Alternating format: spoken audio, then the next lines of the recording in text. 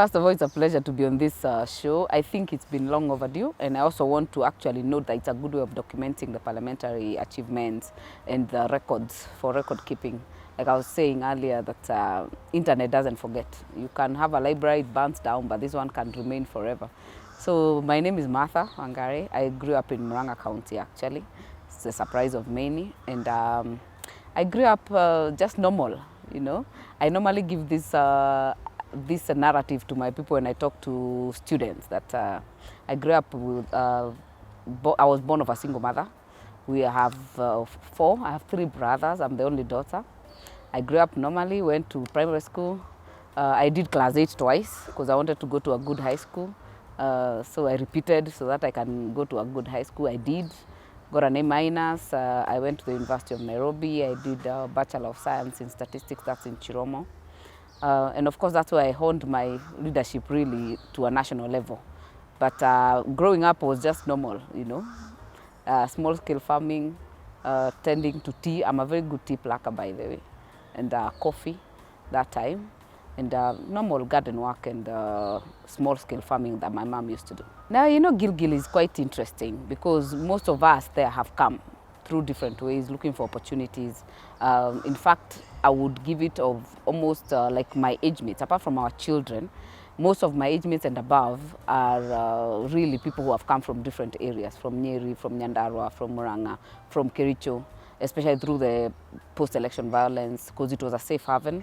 I would say many also moved in after PEV in 2007 because of all areas. Gilgil, there was no fight. There was no war in Gilgil. Maybe because of the barracks, so it was a safe haven. So many people have settled there. Of course, the availability of land, because it's quite huge. In fact, where I grew up, I have a 1 ward which is bigger in size than Kangema Constituency, where I grew up. And I have 5 wards. So there's availability of resources. So people tend to settle there. Also the issue of barracks. There are many people who settled even from Mandera. They were working there. NYS is there. The anti-stock theft unit is there. So we come through different areas and different avenues.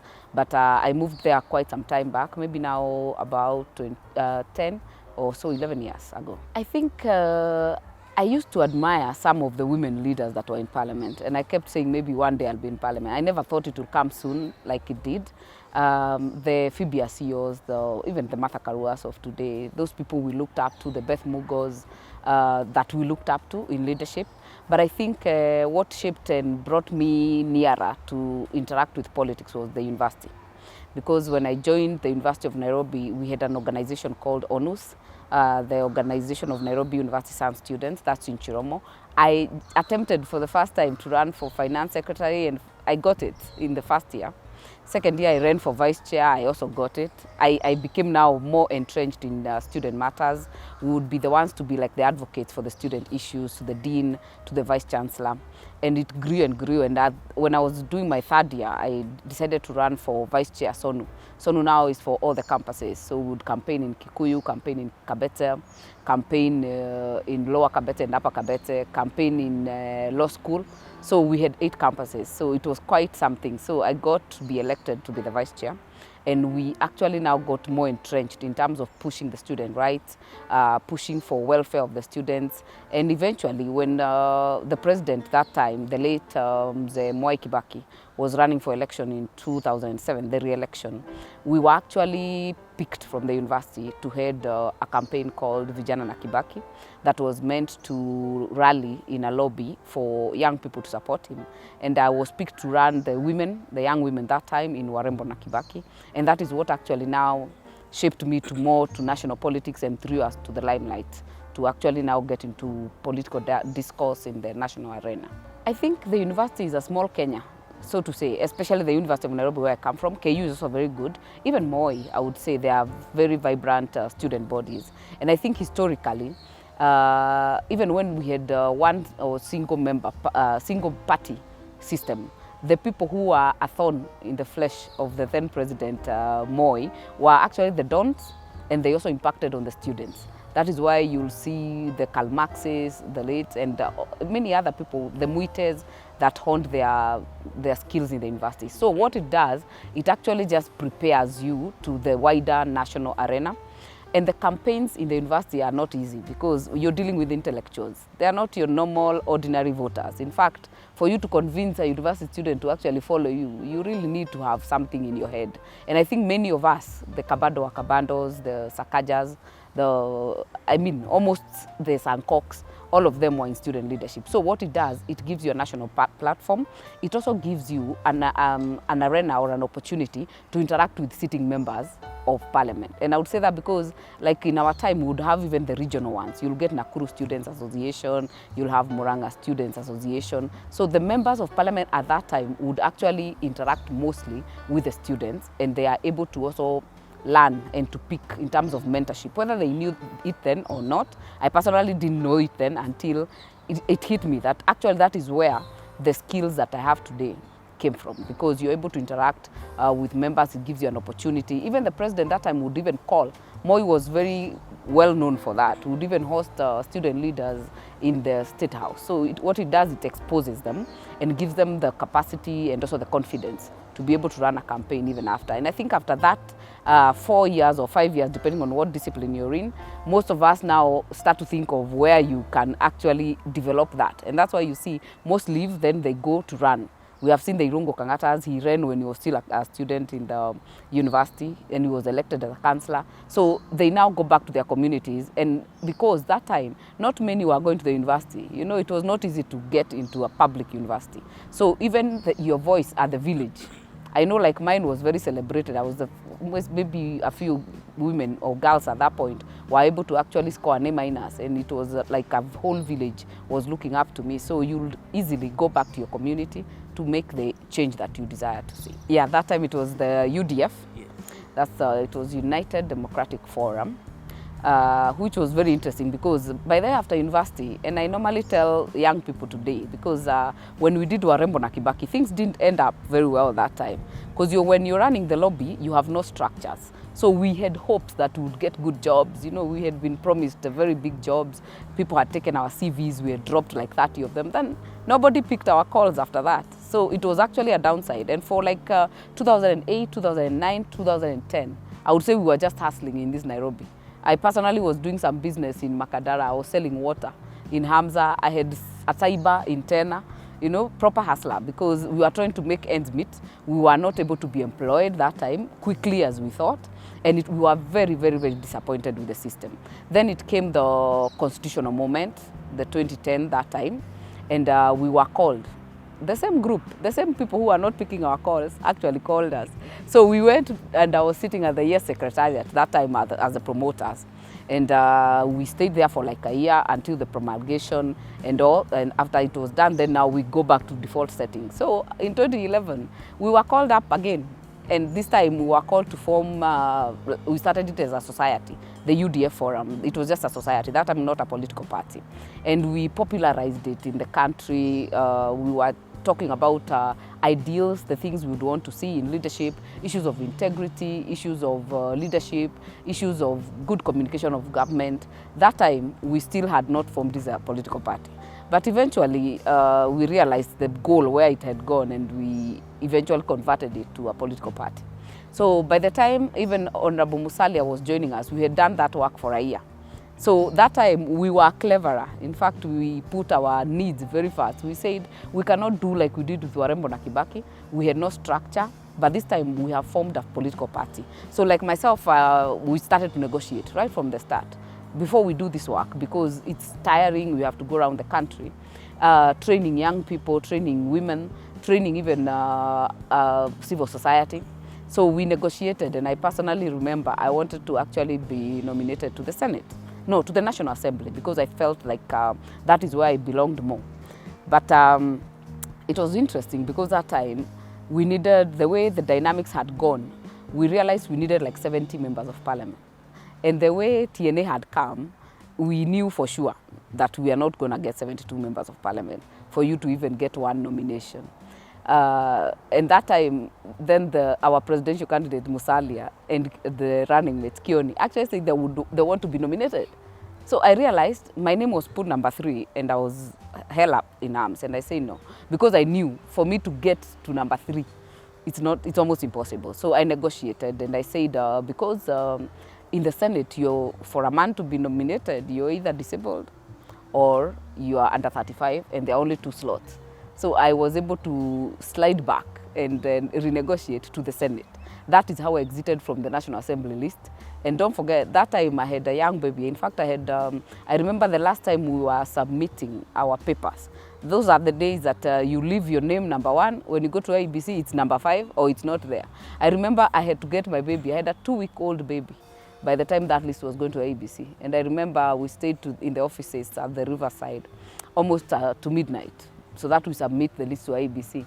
And I was like, they are expecting for me to go to breastfeed. And I said, no, I sent for my baby. So the baby came, I breastfeed, and we were able to force and actually push, because it's not easy to negotiate and push. And the moment it was stamped at the IEBC, I knew I'm almost as good as nominated. But there was a challenge. For you to be nominated, we needed 3 senators. So we had to campaign, and our stronghold that time was Luhyaland. So we were always on the road, like to Kakamega, to Vihiga, to Mumias, to campaign for UDF that time. So we were lucky. We got 2 senators, and KANU also got 2. So those small parties reduced the threshold from 3 now to 2. So that's how the mathematics balanced, and I was able to get to be nominated that time.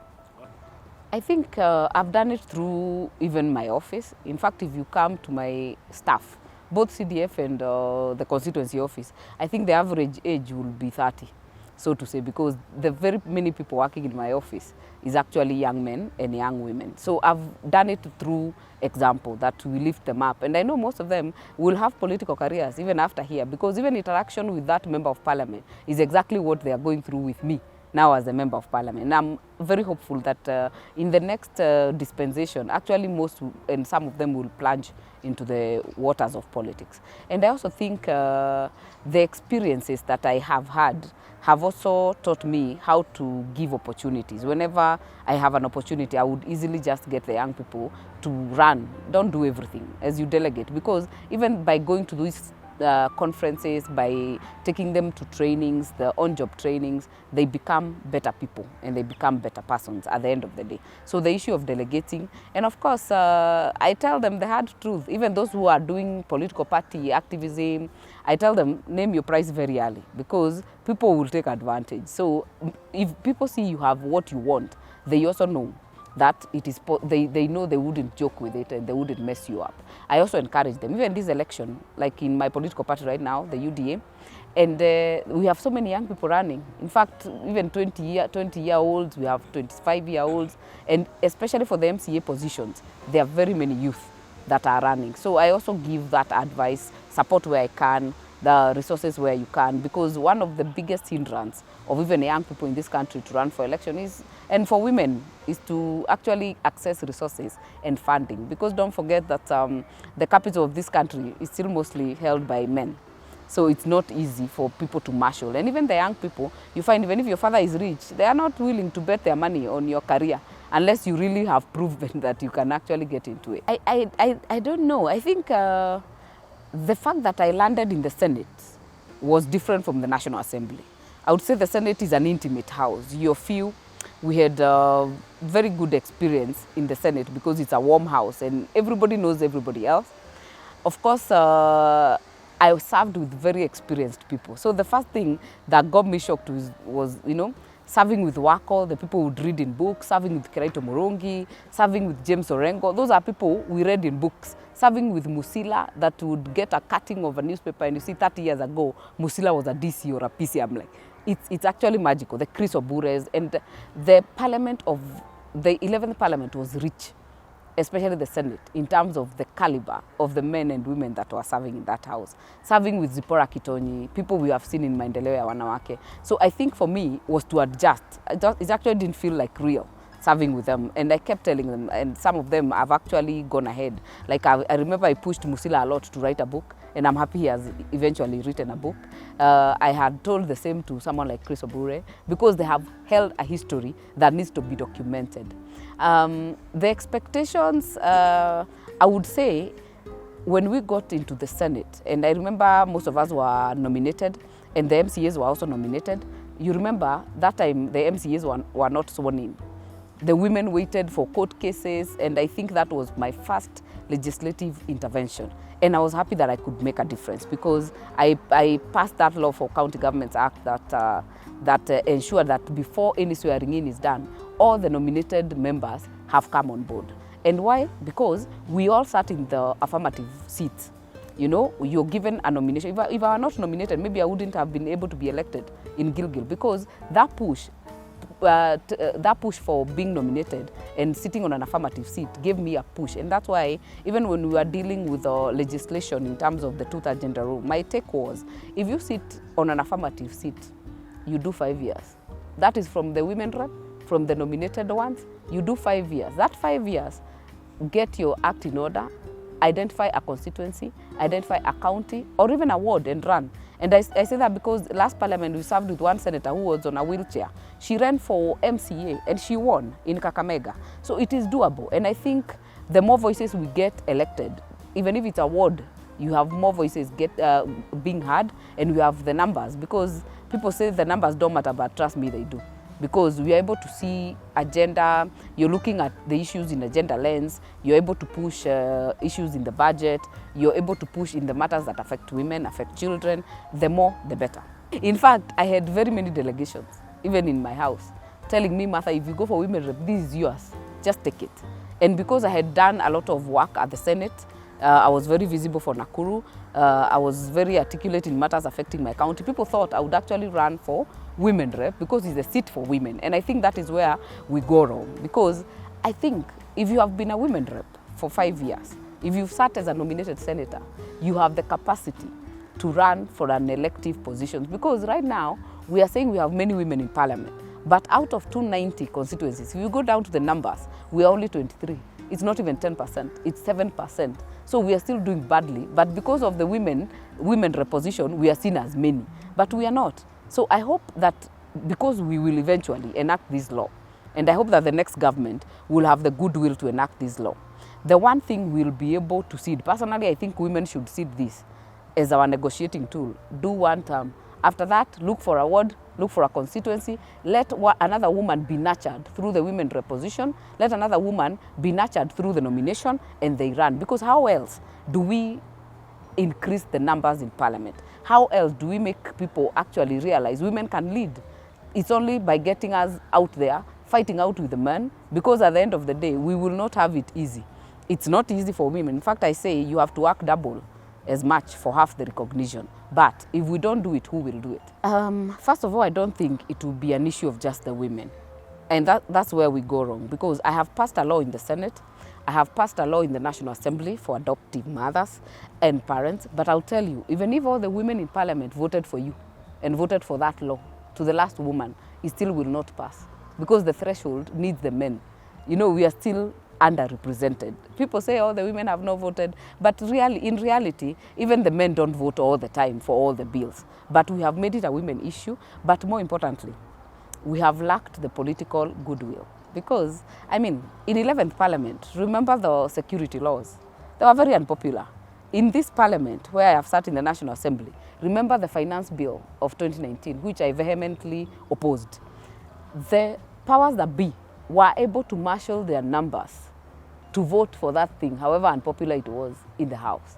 Why can't we do that for the gender rule? And for me, it comes from the top, that the biggest majority can be whipped and the biggest minority can be whipped. If those two leaders are committed to ensure that this is done, and it is not just lip service, it will be done by now. But what we have seen is that you can even have that security bill being passed with overwhelming numbers. Even BBI, we had overwhelming numbers just recently. But for the women, they will go to the toilet, they will walk out, they will abstain. It's just lip service in terms of commitment for the leader. And unfortunately, the political parties in this country are under the control of men. Let us not lie. Because even the one that Ngilu's party or Martha Karua's, how many members of parliament do they have? None. So the majority are still with the men. So if they really are committed, and what they say and what we have put in the Constitution was to be implemented the way it is and the way it's worded, we should have passed this law. But the challenge is, yeah? Or is it? By there, we are a pace setter for other countries, including the US, including the UK, because we don't have always to follow them. We are ambitious. That law is doable and it is possible. And you know why? Even cabinet, how many women used to be in cabinet years that were preceding 10 years ago? Almost none, maybe 1 or 2. Right now, we are talking 7 members of cabinet. It is possible. Now we are seeing now governments even promising 50-50, the aspirants who are running for presidency. If we said it is too ambitious, then we would not have them even make it a campaign tool. Let us keep pushing, and I think the judiciary has pronounced itself about it. I think it was Motunga who said it would be slow implementation, but the fact that it is in the law, we must protect it.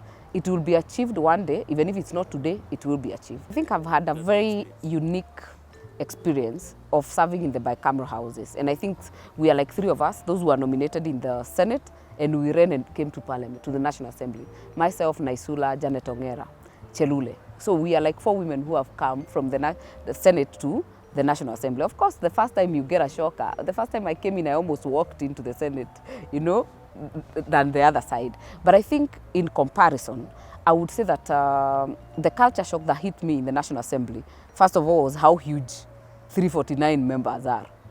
In terms of even the House, I felt like I was lost inside because the other one, we were a bit, you know, 69 is very small.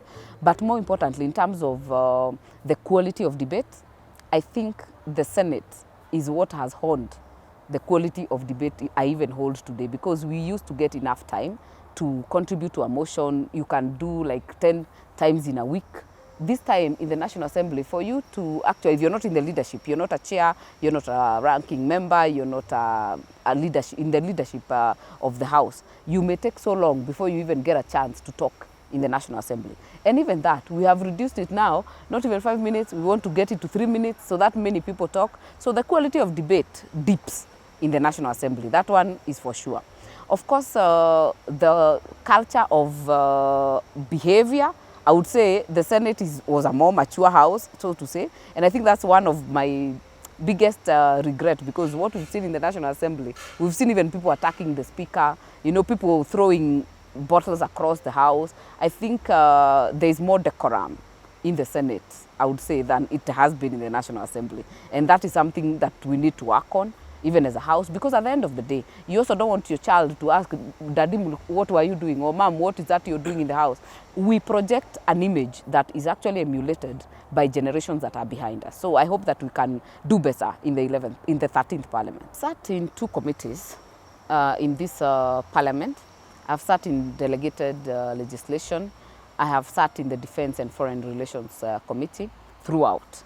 And I think what has been my biggest input, of course, many people in the country do not understand that it's not just the plenary. A lot of the work goes to the committees. And I think one of my best committees is delegated legislation. It was seen as a weak committee in the last Parliament, but this time we have given it we have actually achieved a lot of work.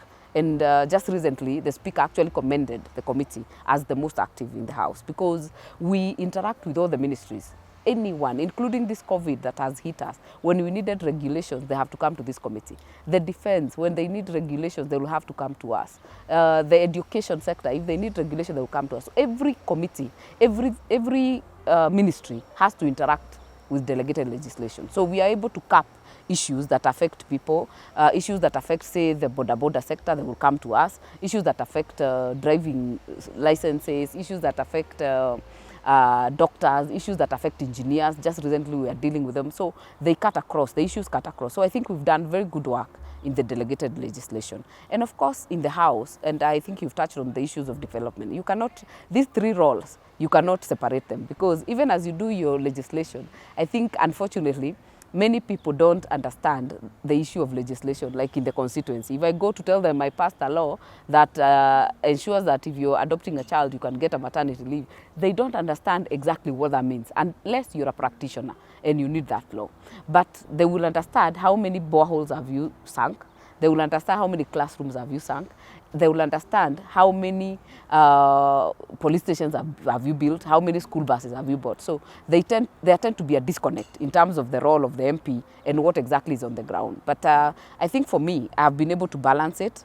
At least for the 2 terms I've run, I can say I have an act in my name. I still have something pending even in this house. I don't know whether it will get there. And that's the other downside of passing legislation in the National Assembly versus the Senate. Because the number of members means also that the personal bills or the private member bills take longer to actualize than in the Senate because the numbers are fewer. And the ping pong between the 2 houses and what is called the sibling rivalry also does not help. I hope one day we'll crack it. It was a thorn last parliament, it's still a thorn right now because you'll get a bill passed here, goes to the Senate, it does not come back. Same way, it goes from the Senate, goes to the National Assembly, doesn't come back. So I hope that the next 13th parliament, the speakers will be able to get a way of working together, that there's a bigger good than who is being seen to be doing more than the other. Because we had people in the National Assembly last time were busy attacking the Senate. Now they sit in the Senate, you know. Even now, there are those who are attacking the National Assembly and now they sit in the National Assembly. So I hope that we can get past that. But I think for my constituency, apart from the legislation, we've done a lot of development work. My interaction with the ministry, I've been able to lobby very many development issues for my people. And I'll single out the issue of water because I know it's a devolved function or a kind of shared function. But Gilgil being a semi-arid area, the one thing I put in my manifesto that I wanted to achieve for my people is water. And I've been able to sink 11 boreholes, actually well equipped with solar system because there's plenty of it and people are getting clean water. So I have been able to lobby a lot of that. I have also been able to do a lot of development in schools because we still are dealing with basic infrastructure. And that also goes to the administration. I've been able to bring something very close to my heart called the birth certificates and death registration in Gilgil because we used to go to Naivasha. Naivasha has 145,000 voters. Gilgil has 90,000 voters. Because we were hived from Naivasha, all our resources were going to Naivasha. So I have fought very hard. I've even put it as a bill. It's actually in the order. It was in the order paper yesterday. And it's called the birth and death certificate, civil registration bill. Because I needed that every constituency out of the 290 has a civil registration center because not many have. People travel looking for that birth certificate. You cannot be registered in grade 1 without that birth certificate. You cannot be given a passport without a birth certificate. Right now, brokers tell you to pay to go get it from somewhere else. And this is one challenge I have dealt with in Gilgil. It was not an easy fight because the brokers also don't want it to happen. But I'm happy that I've been able to do it. And I hope that in my next term, God willing, I'll now be able to do a land office in Gilgil because we are still in Naivasha to be able to bring services closer to the people. Now, well, those have been your highlights. Yeah. What would you say has been your lowest moment as a member of parliament? I think my lowest, and maybe it's because I'm a woman, we tend to carry our hearts along even as we work. I think my lowest was this COVID time has hit people very hard in terms of economy. I will tell you, the first year, like in 2018, I would get, say, bursary applications for like 10,000 people. Right now, I'm getting 30,000 people. It is not possible to do all of it. Kids are still struggling to go to school. People are struggling to put food on the table. And all these things are brought to you as a member of parliament. You do not have a special kitty where you'll buy people food. You don't have a special kitty where you'll buy medicine or you'll actually be able to take people to hospital. So I think for me, this COVID time has been hard for my people, and the rains have also not been very consistent. So we have had a very long, prolonged dry spell. So people are really having a hard time. So it overwhelms you. And I think that for me, I would say, is the hardest I've had to deal with because I deal with it every day. I would say, first of all, the way it was that time is definitely different now. Why? Devolution. Because devolution has made sure there's a CEC. The waheshimiwas in the village are many. There's a CEC, there's a CEO, there's an MCA, there's an MP, there's a senator, there's a governor. So what that has done is that it has also demystified the way the MP was seen as a small god. It's no longer the same case because now we have had to get close to the people because if they don't get the MCA, they'll go to the MP. If they don't get the MP, they'll go to the CEC. But I think that relationship has not really been perfect because up to now, 70% turnover. There is no job that has a very high turnover like the member of parliament. That whenever you join this parliament, your chance of coming back is reduced to almost 30%. So that tells you there's still a lot of misconception. But I think for me, what I have seen is that the personal expectations of the electorate versus what we are supposed to do has really made it difficult, because people would expect you pay for school fees using your money. They would want you to pay for the hospital bills, which is not always possible. So I think they detach. But I think Parliament has been able to demystify it. First of all, the public broadcast that we do, so people are able to follow their members of Parliament, even in Parliament. So if you don't talk, there is a list, shaming that you don't want to actually go out there and be seen to just to come to Parliament and sit and eat, So I think that broadcast has also helped. The issue of open days for Parliament, I think we can do better, but I also like the interaction of Parliament with social media. Because the mainstream media is, nowadays the young people, and we are mostly in our demographics very young, they're on their phones. So you'll see that the National Assembly, the Senate also has tried in terms of relaying that information out there. But I think also us and the school leadership and the Ministry of Education, those visits by school children that we have for Parliament, we must keep them going.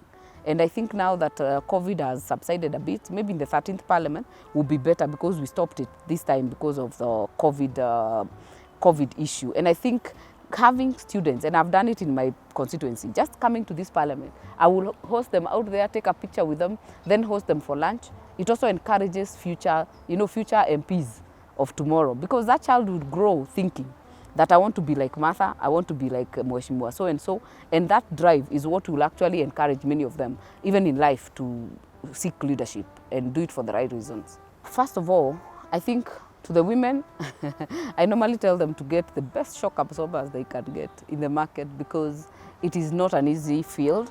And I think the challenge I would say I've faced as a woman is the neck down politics, and I'll talk about it, because people will use your gender to actually attack you. They'll use your person to attack you. They will use your children to attack you, which I think is very, very unfortunate. But many women shy away because of that they will be attacked. They're like, if they're attacking Martha that way, there are things that are said about me, and I read about them, and I'm in shock. I'm like, is that Martha, me they're talking about? So they will need to really have a heart that they can be told many things along the way, and you become public property, so to say. The other issue I would want to advise them is that it is not impossible, because we also paint a bad picture until they run away. The issue of violence, and of course the issue of resources. You must have a very strong support base, be it your family, be it your friends, a circle of friends that you can be able to talk to. And of course, you must be able to be a good communicator. And what women don't understand, every time a woman runs, there's a study that was done last Parliament that you have a 50% chance of being elected, because you have a likability. People have high expectations of women. So they expect that when you elect a woman, we will do better.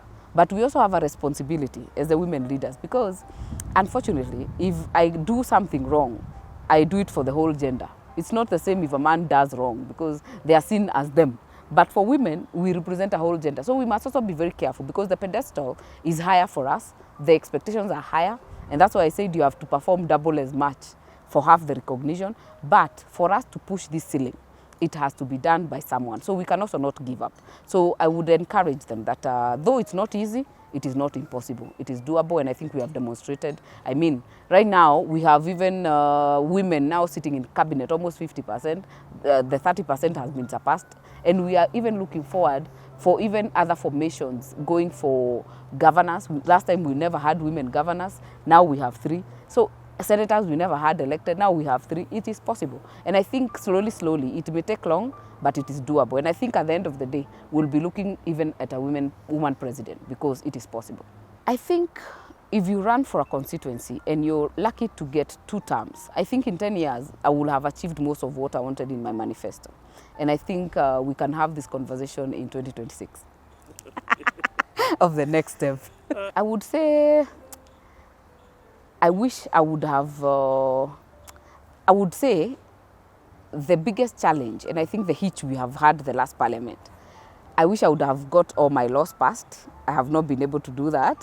I also wish we would have done the 2/3 gender rule. We have not been able to do that. But I also wish COVID didn't happen, because there's still a lot we wanted to do that we have not been able to do. And I also wish that even as Kewopa, we did better, because I think the partisan politics somehow got the better of us. So there's that personal regret, but there's also that collective regret. I wish we would have done better.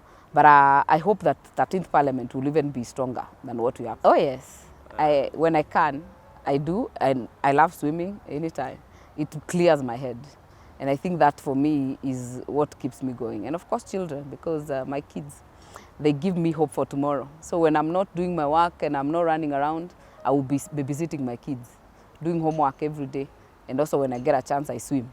I would want to say that having experienced the two houses, that time as a young youth, right now as a youthful, because I am not in that bracket, I would want to encourage people that this field, this 2022, the election is about the youth, the election is about the women. It is our time, it is our moment. I hope that we can go out there and encourage them to run. And where you can support a woman or a youth, please do, because we need them here, not just for the gender top-up law, because we need a gender lens, we need a youth lens, that when you look at the budget, you look at the issues that affect women. You look at education, you look at reproductive health. It cannot be done without them in this house. So let us elect as many as we can in the National Assembly, in the county assemblies, and even in the Senate, and even in the presidency, where we can. Thank you. Thank you very much.